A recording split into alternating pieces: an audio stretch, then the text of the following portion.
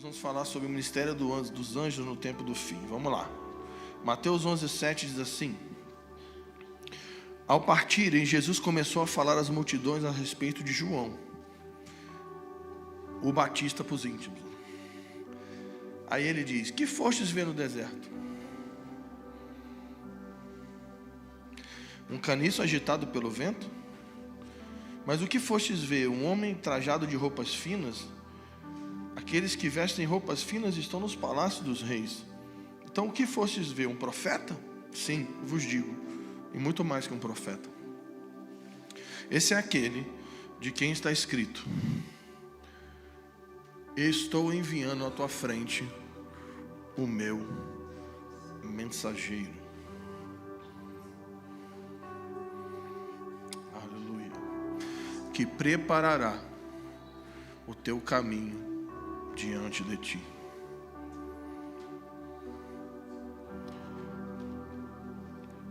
A Bíblia diz que João, ele é o maior profeta do primeiro pacto.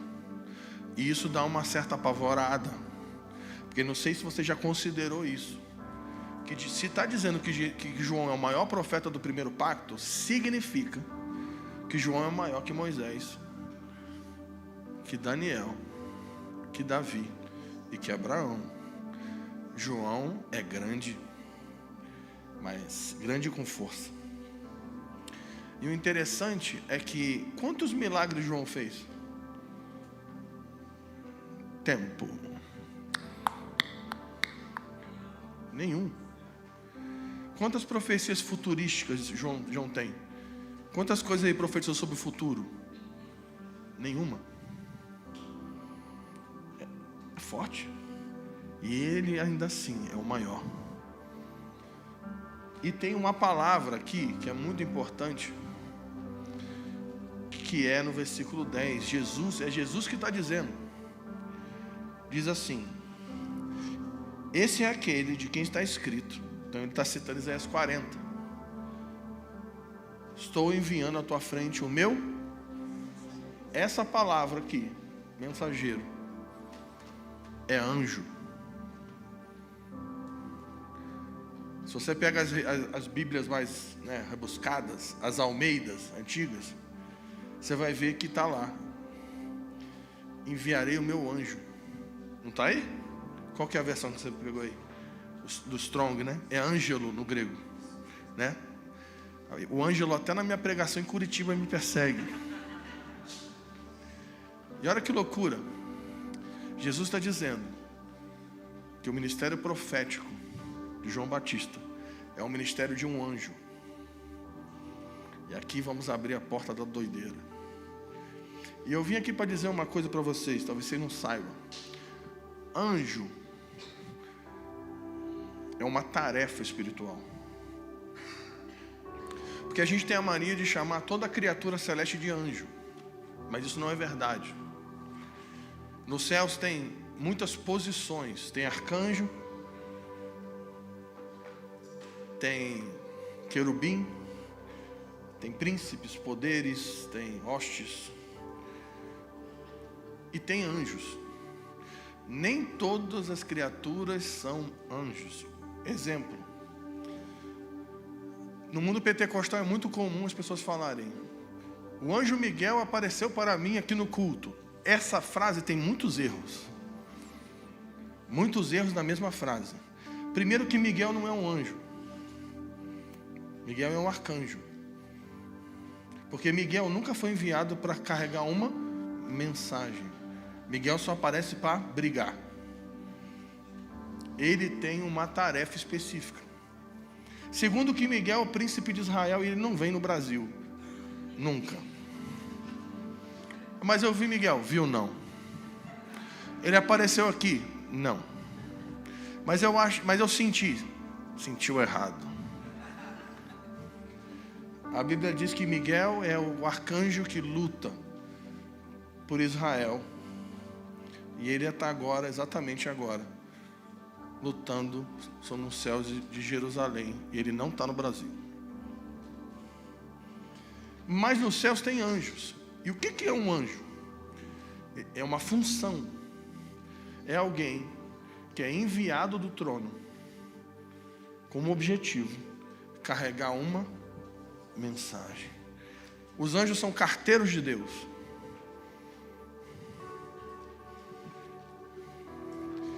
E Jesus está dizendo, está escrito na Bíblia, que João Batista era um anjo. Então isso significa que existem anjos no céu e anjos na terra. Isso é porque a gente ia pegar leve tranquilamente no domingo de culto da família. Existem mensageiros que se movem nos céus e existem mensageiros que se movem na terra.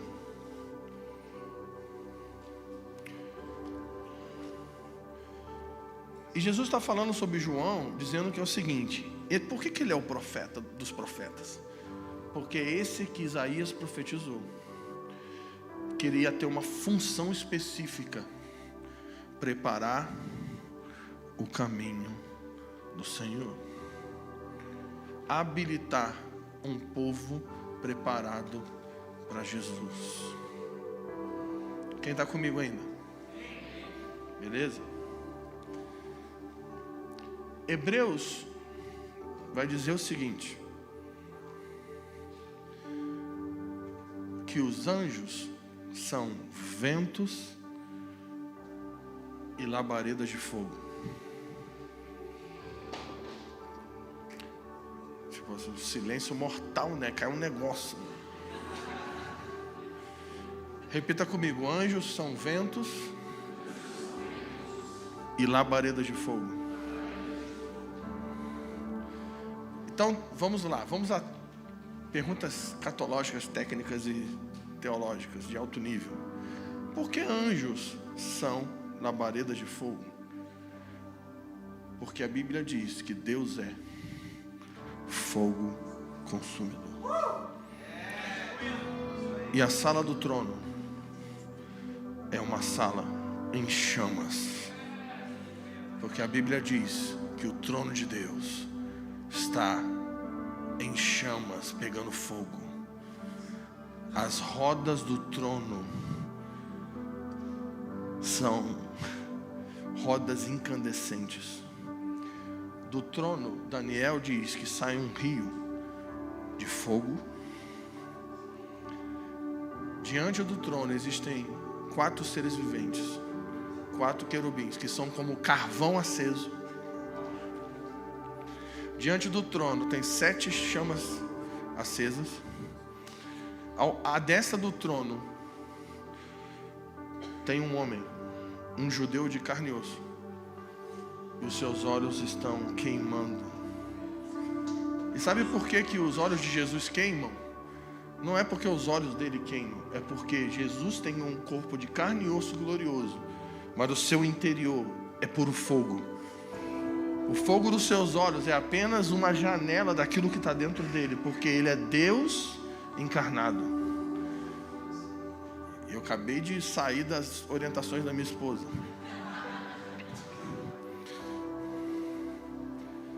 Tudo que está diante do trono queima. Ezequiel vai dizer o seguinte: que no jardim do Éden haviam pedras afogueadas. E aqui também vim para ferrar sua vida em vários aspectos. Porque o jardim do Éden não era um pomar, gente. Esquece essa ideia. Que era um pomar com uma grama, várias árvores. Um casal nu dançava e comia a maçã. O jardim do Éden era uma construção onde tinha um monte. E ele era feito de pedras que pegavam fogo. Aí fica a pergunta: por que o chão do jardim do Éden pegava fogo? Porque o próprio Deus andava no jardim, e aonde Deus passava, o lugar ia sendo incendiado. Aleluia. Tá tudo bem aí, gente? Vamos lá, alguém, pô. Repita comigo: anjos são labaredas de fogo. Então vamos lá, vamos para João 5. João 5,33. Todos que voltam seus olhos para o trono queimam. João 5,33 diz assim: vós enviastes mensageiros a João, e ele testemunhou da verdade. É Jesus que está falando de João. Bota aí. Eu, porém, não recebo o testemunho de homem, mas digo isso para que sejam salvos. Ele era a lâmpada que queimava e iluminava. Quem era João? Ele era um homem que queimava e irradiava luz. Mas por que João era um ser em chamas? Porque ele era um anjo, um mensageiro. E por que ele queimava? Porque quando ele era um adolescente, e quando ele ia começar os treinamentos para ser sacerdote, porque João era filho de Zacarias, Zacarias é sacerdote, e filho de sacerdote então João já tinha uma carreira definida, sacerdote. Vai ser treinado, vai ser sacerdote, vai comer do dízimo do pessoal aí, vai vestir as roupas sacerdotais, está tudo bem, está tudo encaminhado, carreira, já tem a carreira. Mas quando ele é um adolescente e está naquele processo ali, Zacarias pega João e leva até o deserto. E eles vão morar no deserto. Agora olha que loucura. O sacerdote trabalhava no templo, mas Zacarias entendeu que Deus já tinha deixado o templo há muito tempo. E Deus estava num lugar. Qual o lugar que Deus estava? No deserto. Por que Deus estava no deserto? Porque a Bíblia diz que João era a voz daquele que clamava. Aonde? A Bíblia não diz que João era a voz que clamava no deserto. Quem está entendendo? Ninguém. Só aqui. Vamos lá de novo. A Bíblia diz que João era a voz daquele que clamava no... A Bíblia não diz que João era a voz que clamava no deserto. A Bíblia diz que João era o mensageiro daquele que clamava no deserto. Sabe o que aconteceu? Eles moravam em Jerusalém. Só que Zacarias entendeu que havia um clamor. Deus estava clamando do deserto. Então ele pega a sua família e muda para o deserto. E João cresce no deserto. E João passou mais de uma década no deserto, se relacionando com a voz, com olhos voltados para o Senhor. Até que a Bíblia diz o seguinte, que um dia a palavra do Senhor veio a João, aonde? No deserto. E João se levanta como um mensageiro, como uma lâmpada que queimava e iluminava. João é aquele que preparou o caminho do Senhor no espírito de Elias, na primeira vinda. Só que Jesus, ao contrário do que muitos achavam, não sentou no trono de Davi. Jesus morreu, ressuscitou e agora está à destra do Pai. Mas ele disse: eu não vou ficar no céu para sempre. Eu vou voltar para sentar no trono de Davi e governar as nações da terra a partir de Jerusalém. Mas eu quero dizer uma coisa: assim como Deus levantou um profeta, João, para preparar o caminho do Senhor na sua primeira vinda, Deus vai levantar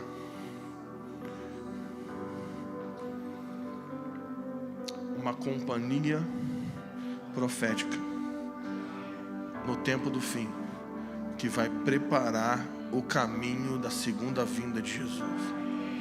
Você está comigo aí? Deixa eu te dizer uma coisa, talvez você fique um pouco apavorado.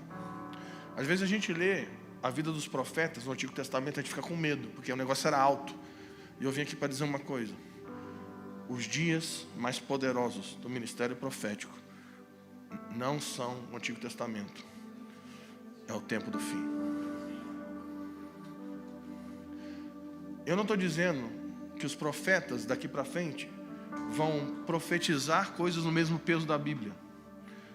Nem que vão ressignificar a Bíblia. Não estou dizendo isso. O cânon está fechado. Eu estou dizendo que daqui para frente Deus vai levantar homens e mulheres, mensageiros, que vão carregar a palavra do Senhor. E Deus vai estender a sua mão poderosa sobre eles e vai respaldar a mensagem desses homens e mulheres com sinais poderosos. E Deus vai abalar os céus e a terra. E assim como Moisés no Egito, que profetizava um tempo de libertação, e Deus ia julgando os deuses do Egito, é assim que Ele vai fazer no tempo do fim. Deus está levantando nesses dias no Brasil e nas nações uma companhia profética que vai preparar o caminho do Senhor. Deus está chamando mensageiros ao deserto. Deus está chamando mensageiros para o deserto. Deus está chamando um Elias coletivo que vai se levantar para o deserto. Por isso que você está sentindo Deus te puxar de lugares. E muitos estão perdendo o amor pelas coisas desse mundo. E eu quero dizer, você que está vivendo para suprir os sonhos dos seus pais, esquece isso. Você não foi chamado para fazer os seus pais felizes e ter uma carreira porque eles querem. Você não foi chamado para cumprir os seus sonhos. Você não foi chamado para ter uma vida feliz. O teu chamado não é ter uma casa própria e um emprego estável. O nosso chamado é sermos testemunhas de Jesus Cristo. E Ele falou, se alguém que quer me seguir não está disposto a aborrecer pai, mãe, amigo, familiar, e nem a si mesmo, não é digno de mim. Existe um chamado do Espírito, e Deus está clamando no deserto. Vem, sai da estrutura religiosa sem arca e vem para o deserto.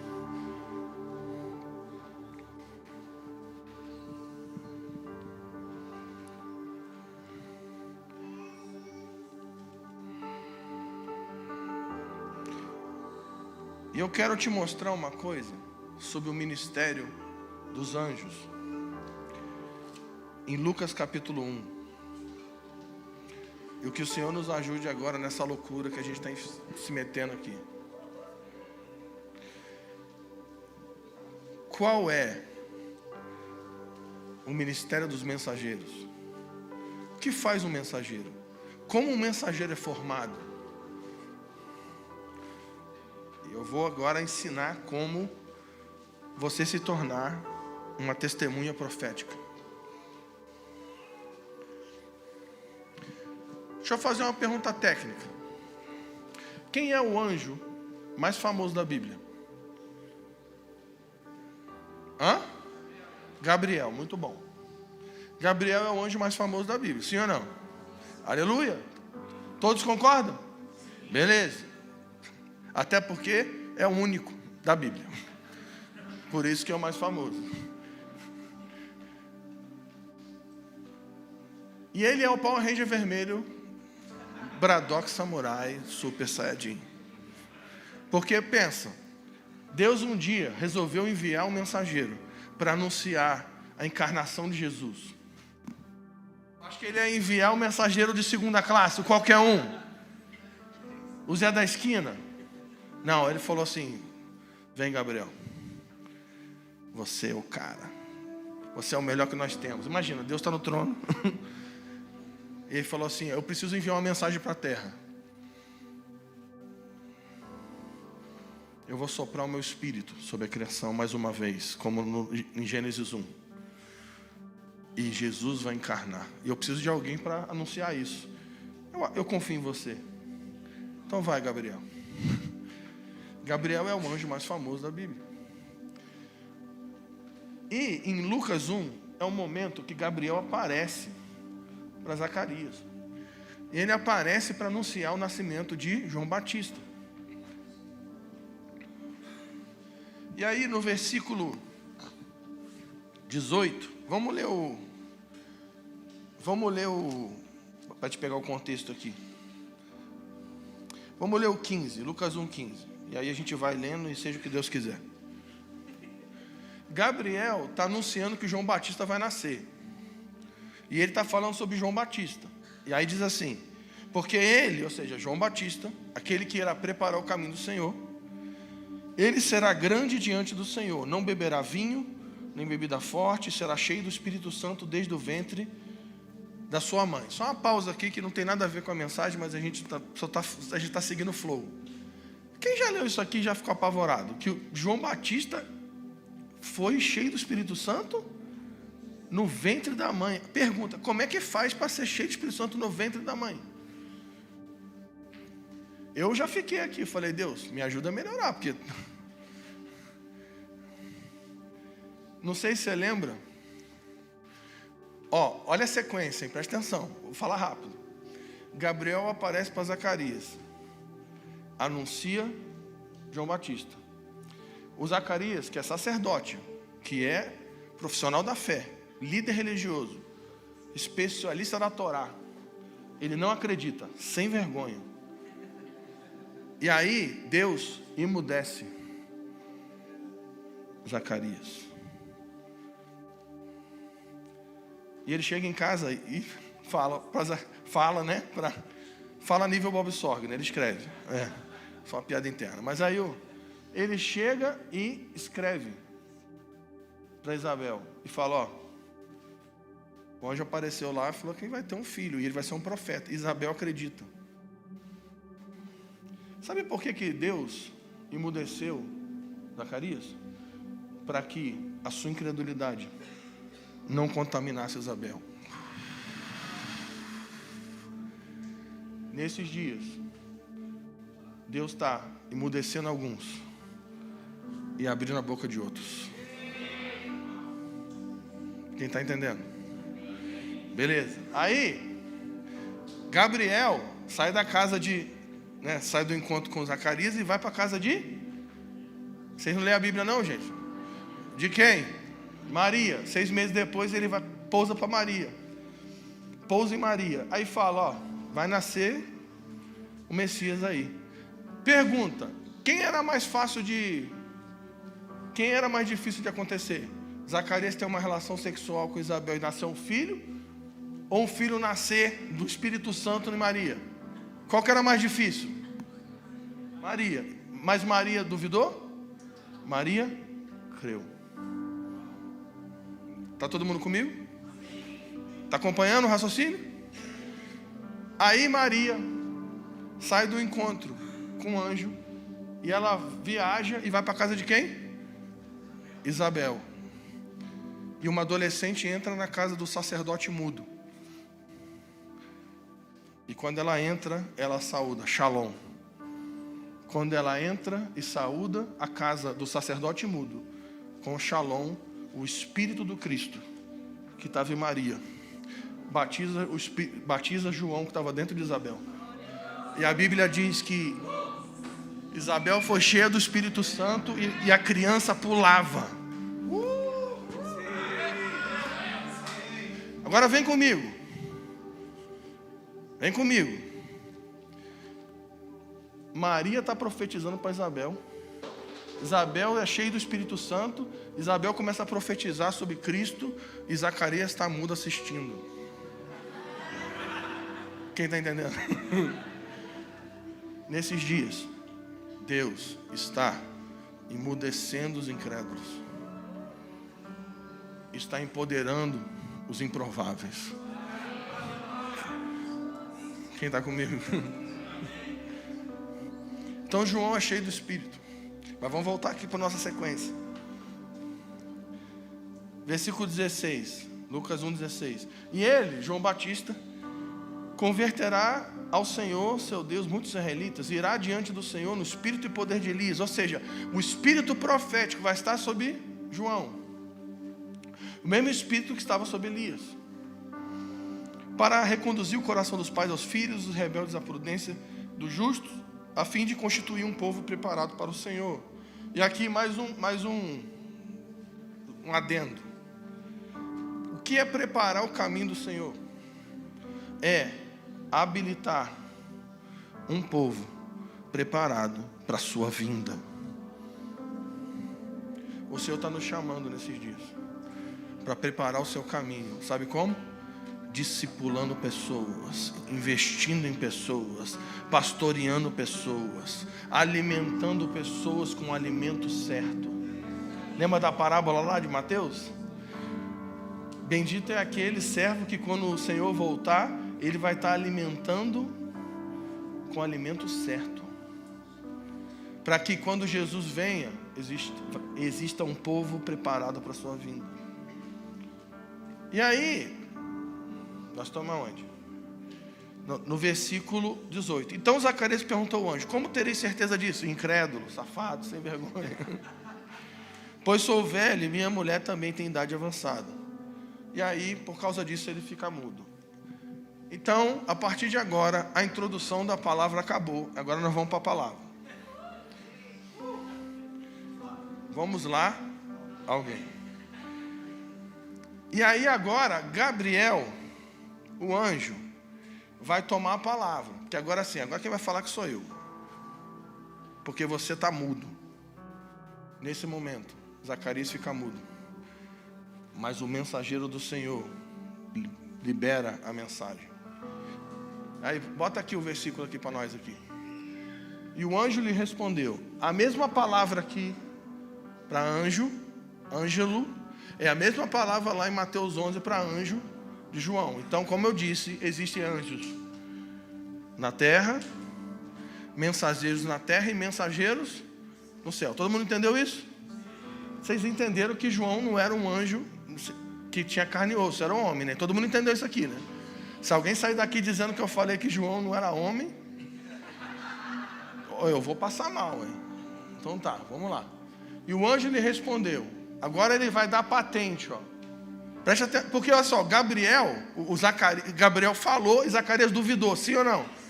Agora Gabriel vai falar assim, ó, eu vou te provar agora que o que eu estou falando é verdade. Eu sou sinistro, eu sou Gabriel, pô. Pô, como é que tu não acredita em mim? E o anjo lhe respondeu: eu sou Gabriel, que sempre estou diante de Deus. Ponto e vírgula. Eu tenho uma pergunta agora técnica. Mais uma. Eu sou o cara das perguntas. Se Gabriel é o anjo Power Ranger vermelho, Braddock Samurai, Super Saiyajin, o maior anjo, o maior, quantas vezes ele aparece na Bíblia? Para quantas pessoas? 3. Olha só, ele é o maior, hein? Ele é o maior. E ele aparece quantas vezes? Para quantas pessoas? Quem são as pessoas? Daniel, Zacarias e Maria. Mas ele é o maior. Agora, pergunta: o que faz um mensageiro do Senhor? Qual é a principal função de um profeta? É falar? Não. A principal tarefa de um profeta não é falar. Gabriel passa mais tempo nas Escrituras falando ou diante do Senhor? Quem está entendendo? A maior parte do tempo, o maior mensageiro que nós temos na Bíblia não está falando. Porque o seu trabalho não é falar. O seu trabalho é estar diante dele, com olhos voltados para o trono, contemplando a beleza de Deus, conhecendo os seus pensamentos, conhecendo o seu coração, contemplando a sua obra. Esse é o maior trabalho de um profeta, de um mensageiro. Gabriel passa todo o tempo dele diante do trono de Deus. Porque essa é a posição dos mensageiros.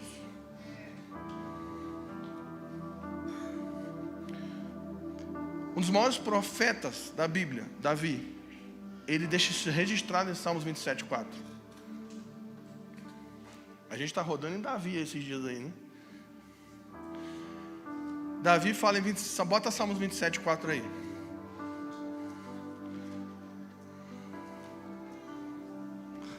Ó, acertei. Uma coisa pedi ao Senhor e a buscarei. Então Davi, quantas coisas Davi queria? Uma. Quantas coisas? Uma. E a buscarei, que eu possa morar na casa do Senhor todos os dias da minha vida. O que Davi queria? Estar na presença de Deus todos os dias da sua vida. Era isso que ele queria. Sim ou não? Mais uma pergunta escatológica. Qual foi o pedido de Davi? O que Davi pediu ao Senhor? Uma coisa, pedir e a... Então, qual foi o pedido de Davi para Deus? Eu quero estar na sua presença todos os dias. Estamos juntos? Beleza. Seu filho Salomão, o que ele pediu? Beleza. E Davi pediu o quê? Presença. E Salomão? Sabedoria. Pergunta, quem foi mais sábio? Davi ou Salomão? Davi. Porque Davi pediu uma coisa. Eu quero estar na sua presença todos os dias. Eu quero estar diante do Senhor todos os dias. Davi já, não sei. Davi tinha alguma... Deve ser amigo de Gabriel, não é possível. Porque ele estava ligado. Ele sabia que os mensageiros do Senhor têm uma função: estar diante dele todos os dias. Estar diante deles todos os dias. Estar com os olhos voltados para o seu trono todos os dias. Estar com seus ouvidos voltados para ouvir a sua voz todos os dias. A nossa função nesses dias não é falar, não é dar uma opinião sobre tudo.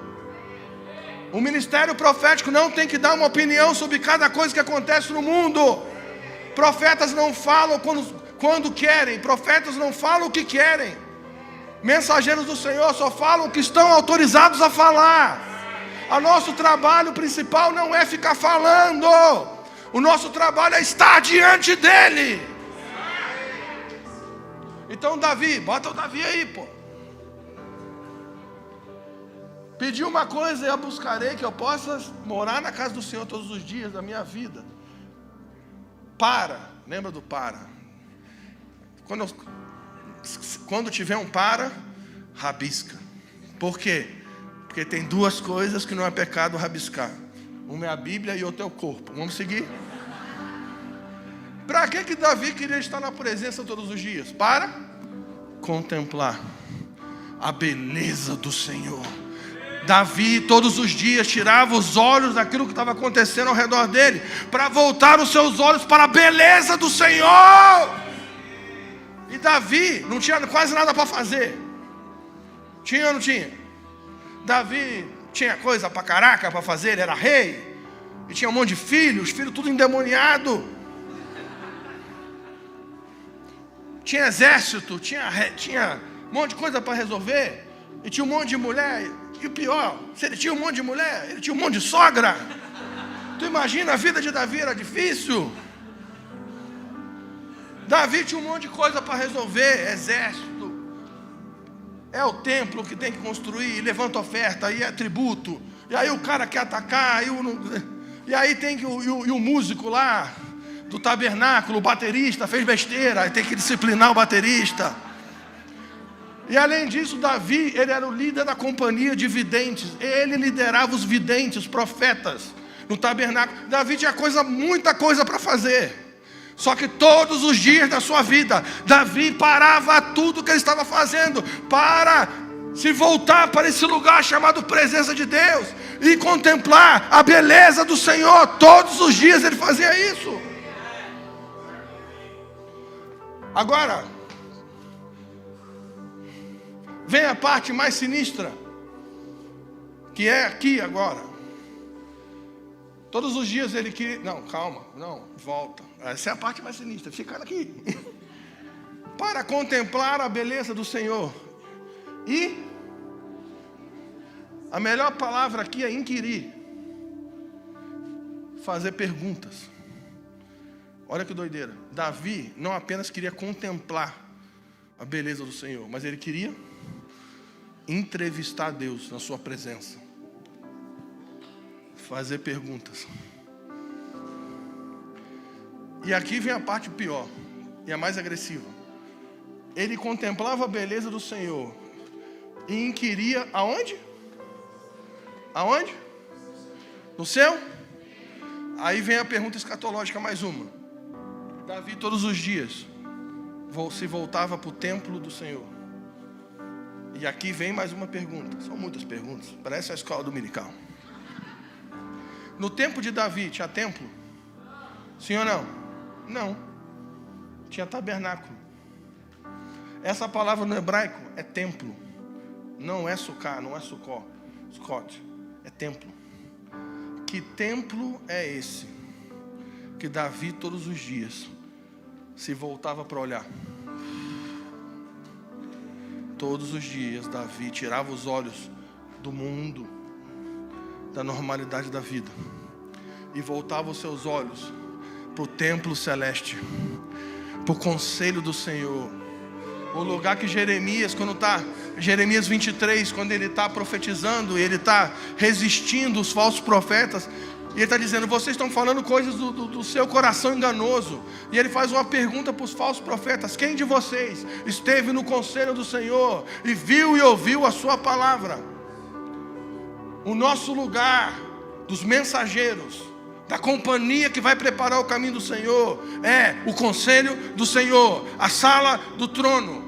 Todos os dias nós precisamos voltar os nossos olhos para esse lugar, para contemplar a beleza de Deus e conhecer os seus pensamentos, que são maiores do que os nossos, e os seus caminhos, que são superiores aos nossos. Quem está entendendo aqui? Porque se nós somos mensageiros, nós carregamos uma mensagem de Deus. E aqui vou abrir uma treta. Um dos maiores problemas do ministério profético no mundo pentecostal carismático é o pessoal confundir profecia com pensamento positivo. Porque todo mundo aqui que já foi de movimento pentecostal carismático já teve em alguma reunião que alguém virou e falou assim: agora vire para a pessoa do seu lado e diga. Vire para a pessoa do seu lado e profetiza para ela agora: essa será a melhor semana da sua vida. Dê um brado de vitória ao Senhor. Um aplauso, um grito de júbilo, um salto e uma corridinha. E no final, abraça o seu irmão. Profecia não tem nada a ver com pensamento positivo. Deus não é obrigado a fazer aquilo que eu falo. Porque sabe o que acontecia? Eu já vi várias vezes. Quantas vezes? Várias. Alguém está no hospital, leito de morte, aí vai o profeta. E ele entra lá no lugar e eu profetizo agora que você vai ser curado. E eu profetizo que você vai viver. Aí no outro dia o cara morre. Aí a família, triste, em pedaços, chega e fala: olha só, vem aqui. Você não profetizou que ele ia viver? Como é que ele morreu? Aí o cara tem a cara de pau de dizer: não, ele não viveu porque vocês não tiveram fé o suficiente para receber o que eu profetizei. Isso é feitiçaria. Mensagem profética não é eu falar aquilo que eu quero que Deus faça. Mensagem profética é eu falar aquilo que Deus disse que vai fazer.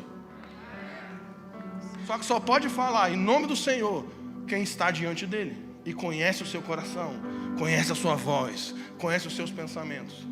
E outra coisa também, esquece o negócio dos decretos. Quem já viu, quem já foi nos decretos? Ninguém aqui? Ninguém quer mais nada aqui também. Ninguém mais se denuncia.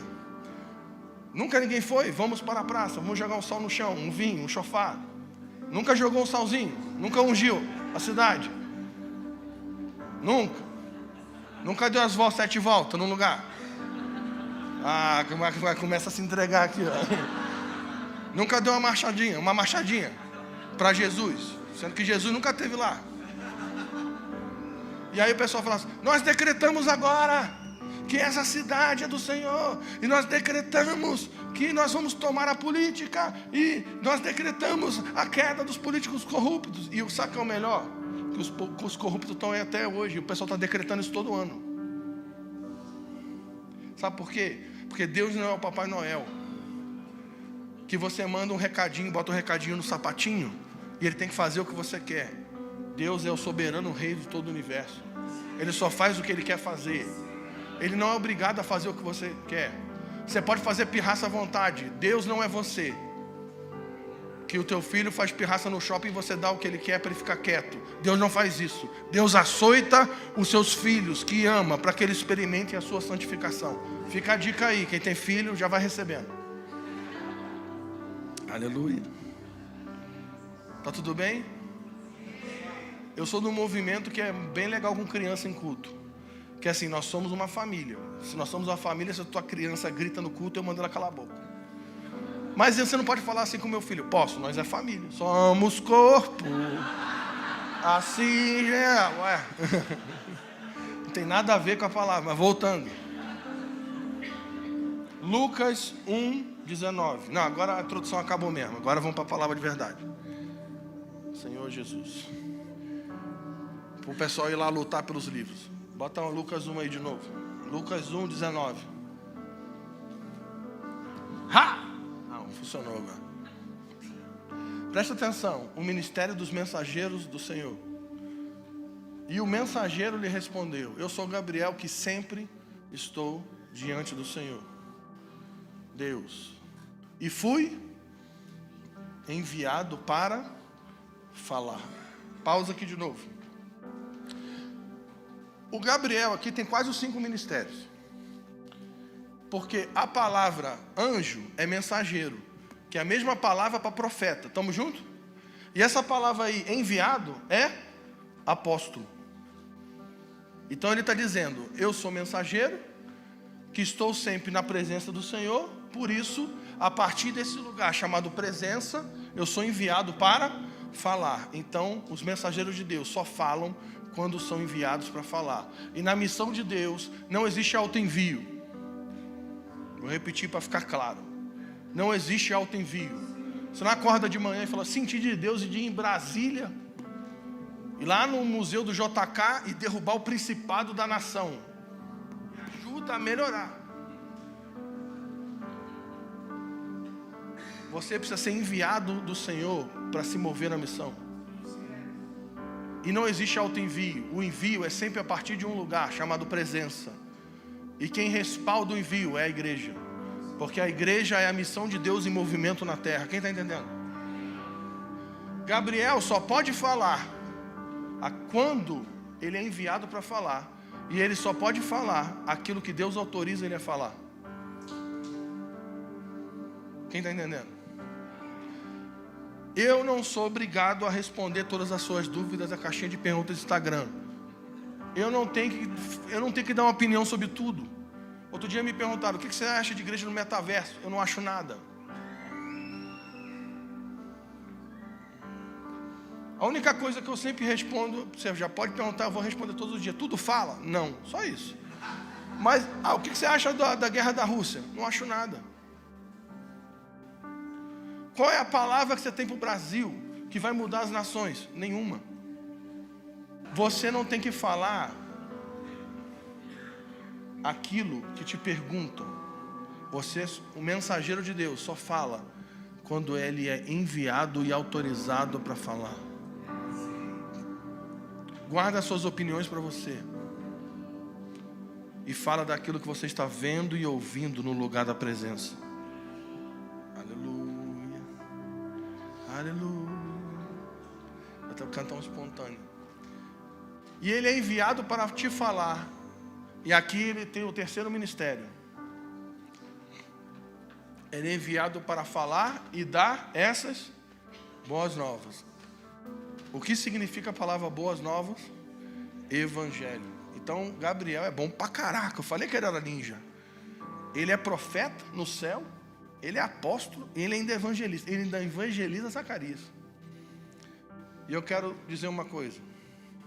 O Senhor está levantando uma companhia apostólica e profética que vai se levantar nas nações e vai preparar o caminho do Senhor no espírito profético. É uma companhia que não vai falar segundo o seu coração enganoso, não vai falar das suas ideologias, daquilo que acha. É uma companhia que vai passar a maior parte do tempo em silêncio, no lugar da oração, esperando pela voz. Deixa eu te ensinar uma coisa. Às vezes as pessoas leem Isaías e a pessoa acha assim: Isaías 1, ele profetizou no dia 1. Isaías 2, ele profetizou no dia 2. Isaías 3, ele profetizou no dia 3. Gente, esquece isso. Às vezes, entre Isaías 1 e Isaías 2, às vezes se passam décadas. Entre Daniel 1 e Daniel 12, são décadas. Às vezes, esses caras ficavam mais de 10 anos em... E a pergunta é, o que eles estavam fazendo enquanto eles não estavam profetizando?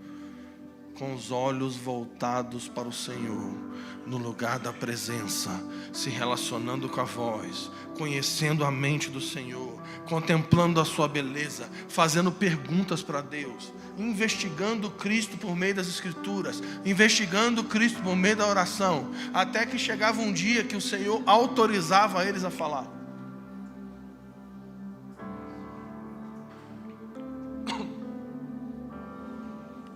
Existe um envio que Deus vai fazer do Brasil para as nações. E esse envio é a partir da presença, por meio da comunhão da igreja. Atos 13, eles estavam ministrando ao Senhor. E de repente o Espírito caiu e enviou Paulo e Barnabé. Vida da igreja, comunhão, devoção. Ah, mas eu faço parte de uma geração profética. Tu ora todo dia? Não, então tu está brincando de profético. Ah, tu tem um sonho que não tem pé nem cabeça. Aí vem me pedir para eu traduzir, interpretar o teu sonho, sendo que na Bíblia, todos os homens de Deus que tiveram sonhos, Deus deu interpretação para eles. Tu não consegue nem interpretar o teu sonho, e tu diz que é profético? Tu já leu a Bíblia toda? Não, tu está brincando. Tu pode pular, tremer, rolar no chão aqui, ó, no culto. Se você não tem uma disciplina no lugar da presença, você está brincando. Mas o Senhor está levantando uma companhia apostólica e profética que vai se levantar na autoridade de Jesus Cristo e vai carregar o testemunho de Jesus. E o testemunho de Jesus é o Evangelho. E o Evangelho é poder de Deus para libertar, salvar e transformar realidades. Nós vamos nos levantar no poder do Espírito e vamos evangelizar o mundo. E quando você abrir a boca e começar a dar testemunho daquilo que você viu, Deus vai liberar poder e vai confirmar aquilo que você vai estar falando com sinais poderosos, com a sua presença, com o Espírito. Você está entendendo, sim ou não?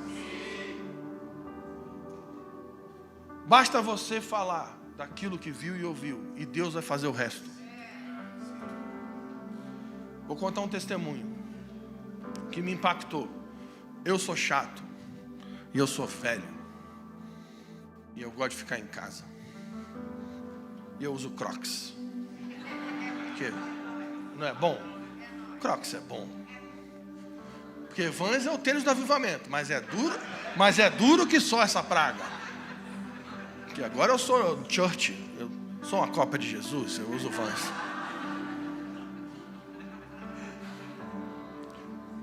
Vou contar um testemunho sobre a eficácia do poder de Deus, que você não tem noção do que acontece.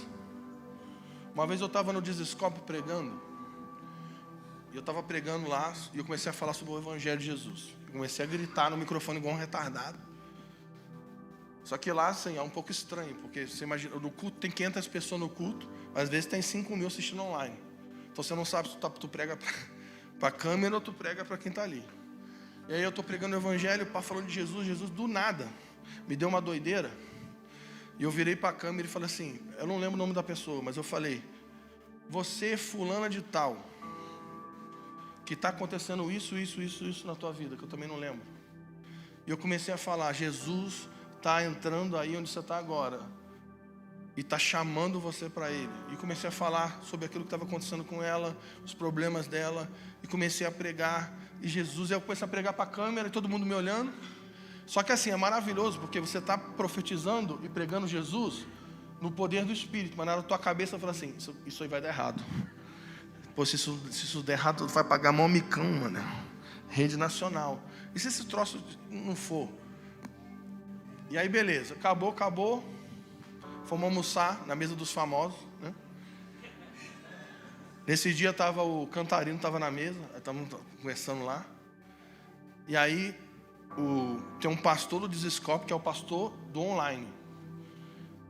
E assim, eu não entendo muito de igreja online. Até hoje eu não estou entendendo muito o que é isso. Mas eu sei que no Desescope tem mais membro online do que presencial. E aí ele me mostrou uma mensagem.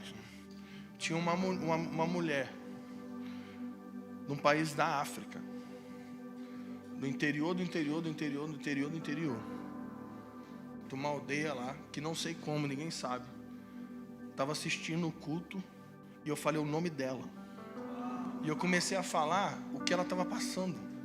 E ela contando, quando eu comecei a falar sobre Jesus, eu falei, Jesus está entrando onde você está e está te chamando para Ele. E tem um fogo no seu coração agora, esse fogo é Jesus te puxando.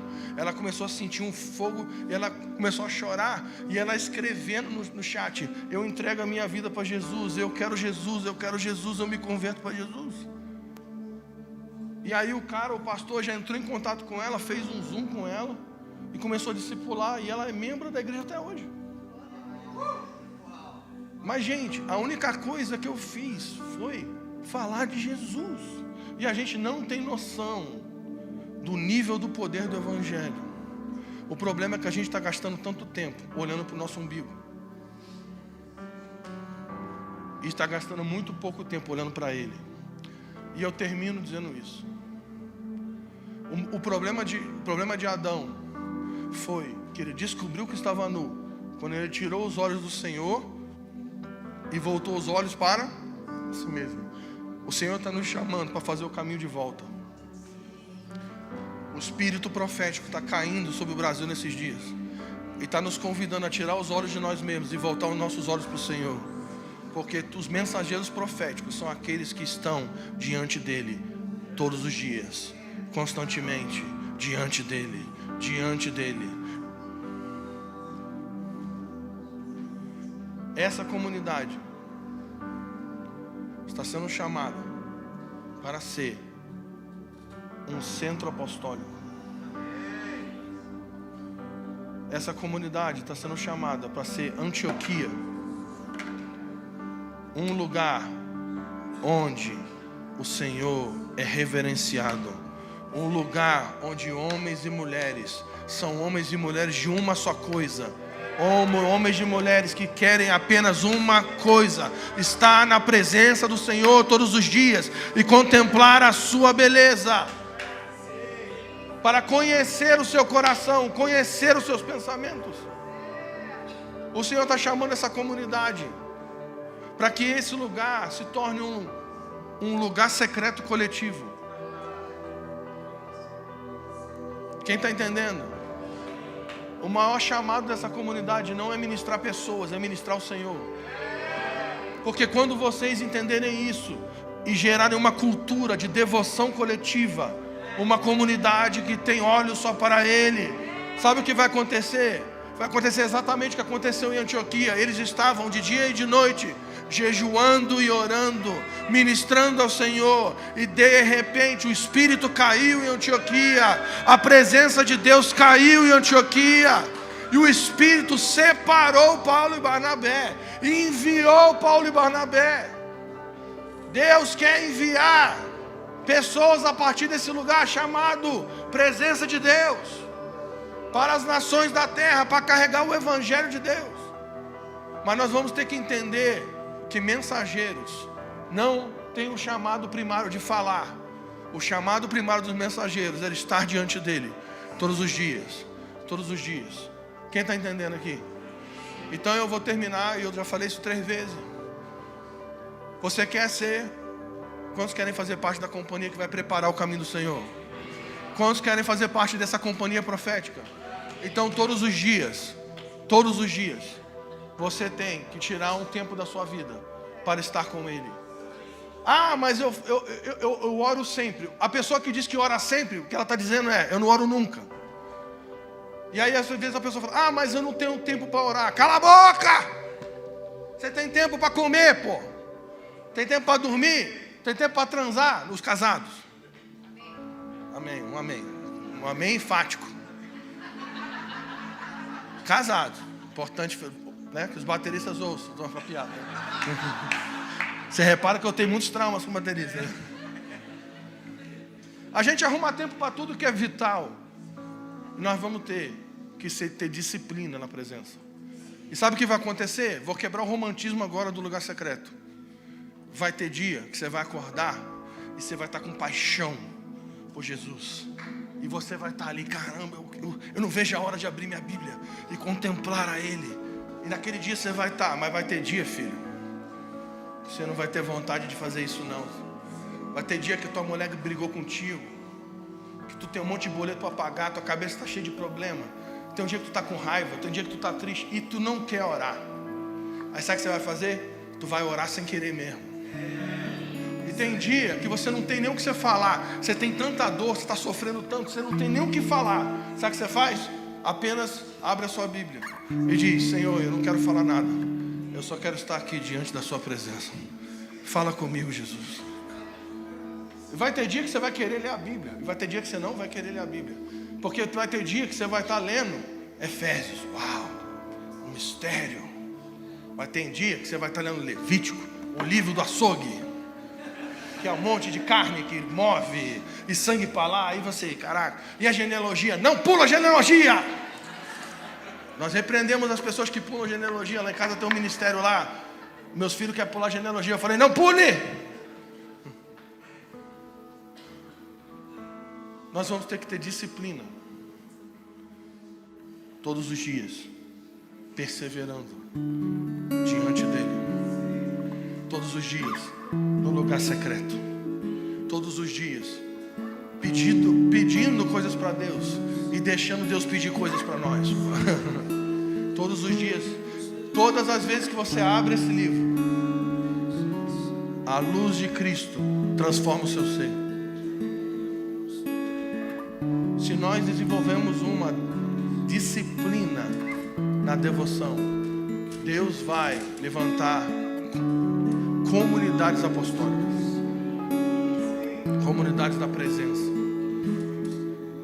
Tu sabe por que tem gente que vem aqui na hora da música, tem que ficar pegando no tranco? E o cara, né, às vezes tem, vamos lá alguém, né, fica na música, vamos lá alguém, levanta a mão, né?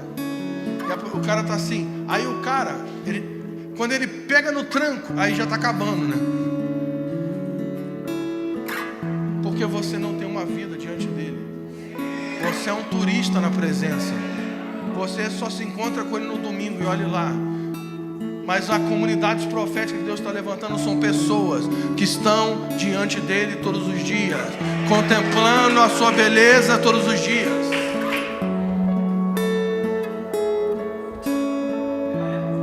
Quantos querem ser autorizados para carregar o Evangelho de Jesus?